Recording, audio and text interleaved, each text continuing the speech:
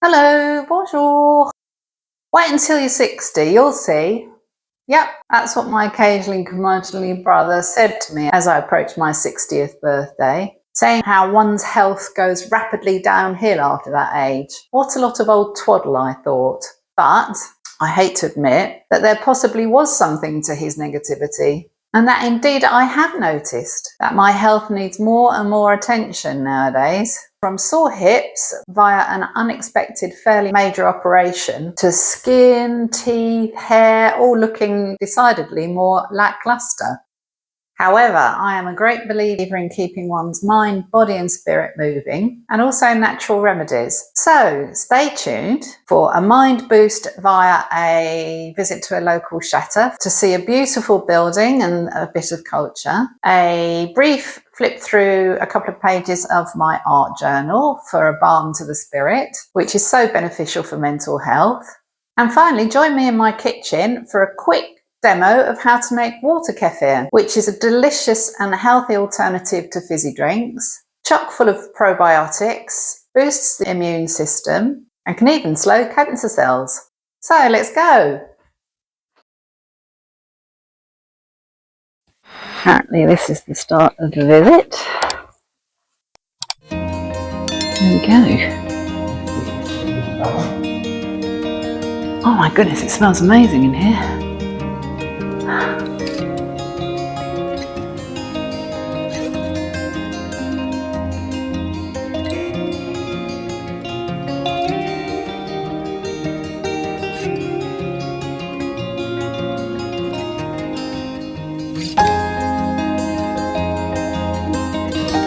It smells of lavender.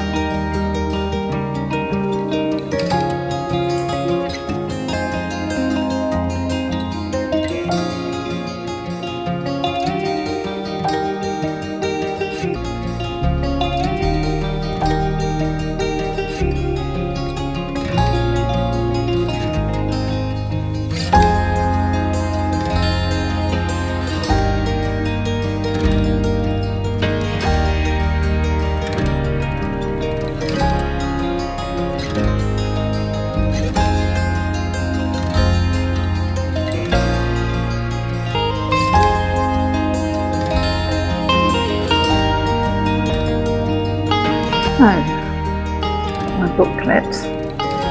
There it is, if you want to pause and read it.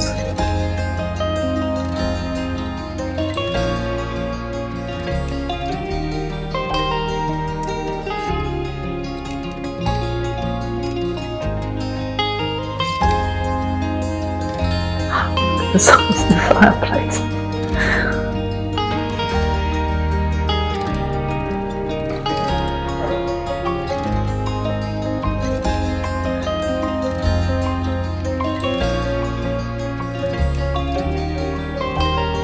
What is humongous?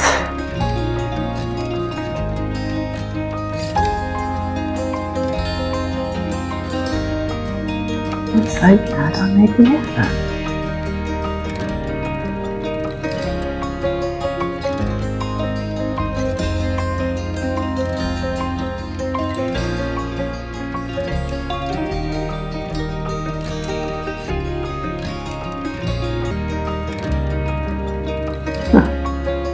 If you know these containers, they're for eggs. I've got one for my grandmother at home.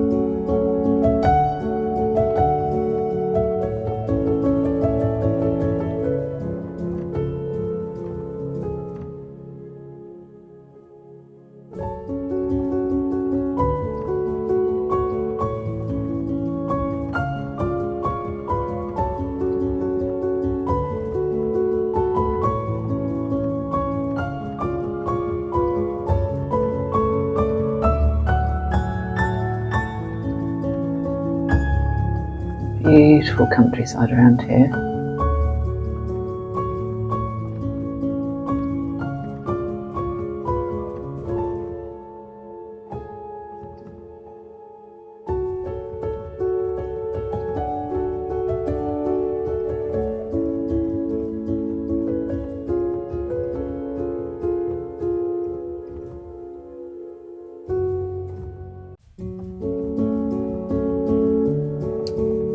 Oh my goodness.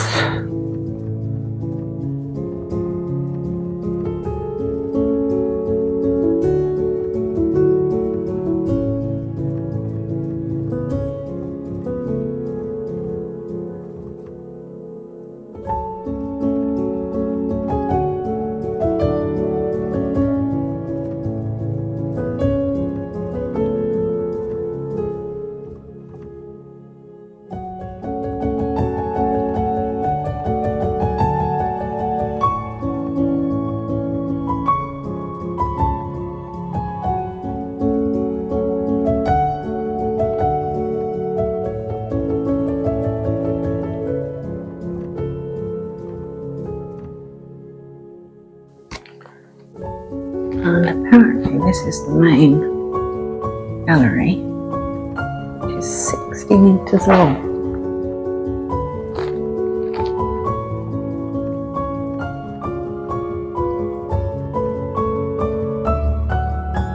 Absolutely beautiful.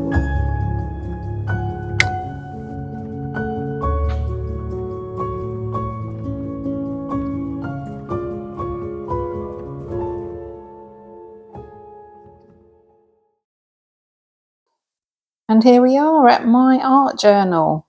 So what pages am I going to show you?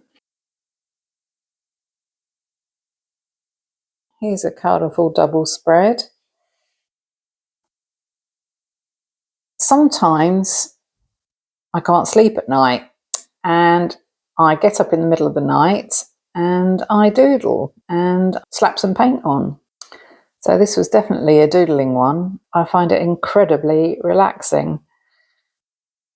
On this side, I'd seen an image. I'm not sure if it was coming through there, but I wanted to get the impression of the hands meeting each other here. Kind of worked. So lots of blues and greens there. Then this one was a real mixed media one. So there's all sorts going on here. There's an actual little seed there in the middle. I really love the number 8, so that crops up a lot in my art. This is the house that I grew up in that I wanted to try and put down on paper. And I really loved that house. And it was number 8.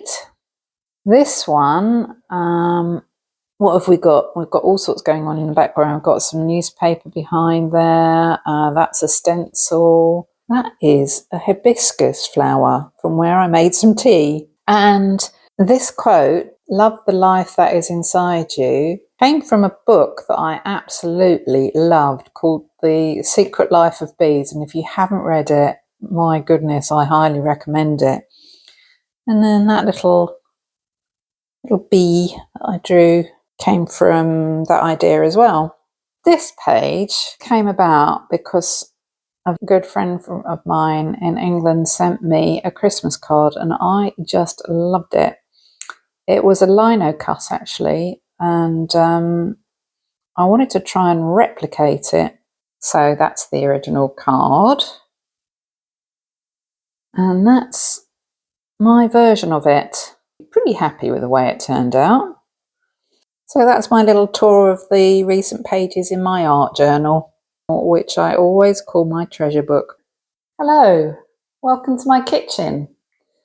which is indeed a rare occurrence because I'm not all that partial to cooking, but I thought I'd show you how to make water kefir, which is becoming a passion of mine.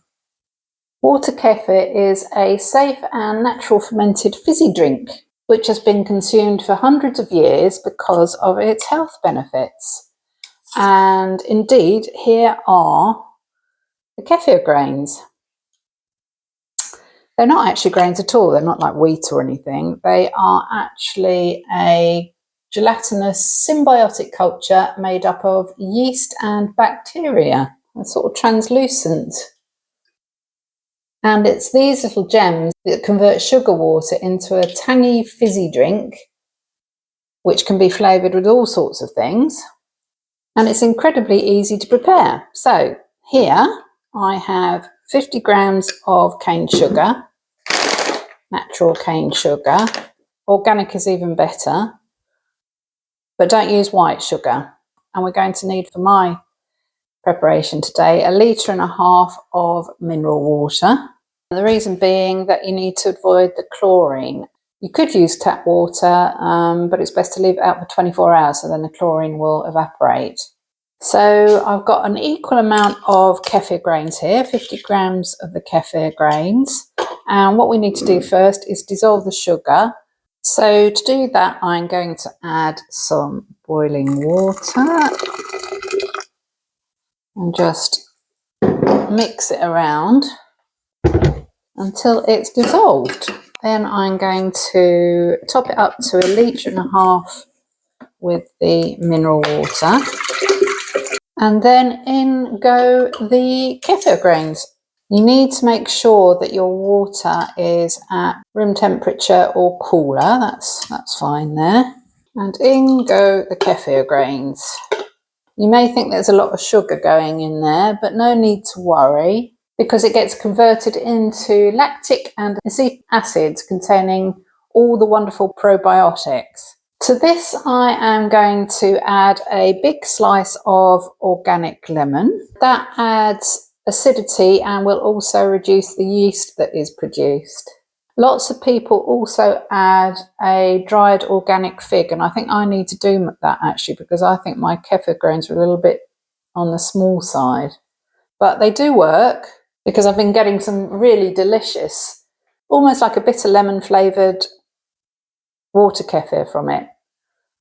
So that's actually the first fermentation ready to go. That's going to be put to the side now for between 24 and 72 hours, during which time the microorganisms convert the sugar into the good stuff. I personally wait 72 hours because I like mine really tangy and I don't like it too sweet. And the longer you leave it, the more it uses up the sugar and the more tangy it becomes. So we'll put that to the side. And here I have some that I drained off earlier after 72 hours. And now we can go for the second fermentation, which will create more effervescence. But you do need to be careful because it can get very fizzy. This is where we can flavour the drink. So I'm going to put in some more lemon, a couple of chunks of lemon. And I also like ginger. So I've peeled some ginger, just going to cut that in two and put that in there. And something that I experimented with and found it added some really nice tangy flavour was hibiscus flowers, which are these, which are normally used to make a hibiscus tea. Anyway, I'm going to pop some of those in there. It turns it a lovely pink colour as well. So there we are.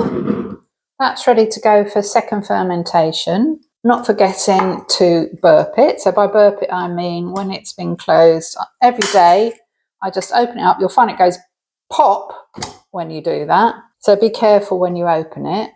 And I just taste mine every day to see how tangy it is, how sweet it is. And I just have a glass each day and it really helps my gut health in all sorts of ways.